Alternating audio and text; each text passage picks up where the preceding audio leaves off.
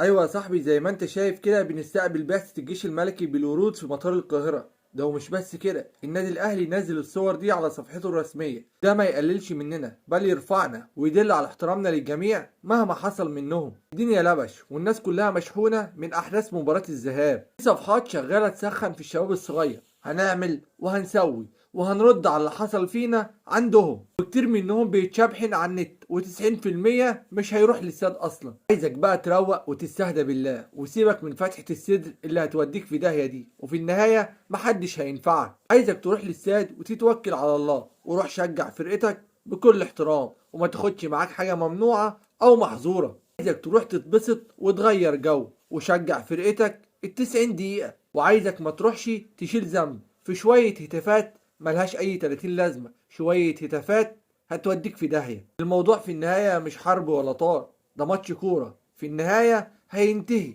فهيخلص معاه كل حاجة. فعايزك تخاف على نفسك وتخاف على أهلك ومستقبلك، واوعى تستهون بساعة واحدة ممكن تقضيها في السجن. وعايزك تحط قدام عينك شحططة أهلك وراك لو حصل لك حاجة. وخليك فاكر إن أهلك ومستقبلك أهم من النادي الأهلي وكرة القدم 1000 مرة. فكر إنك داخل على شهر كريم، قضيه وسط عيلتك ما تقضيهوش في السجن.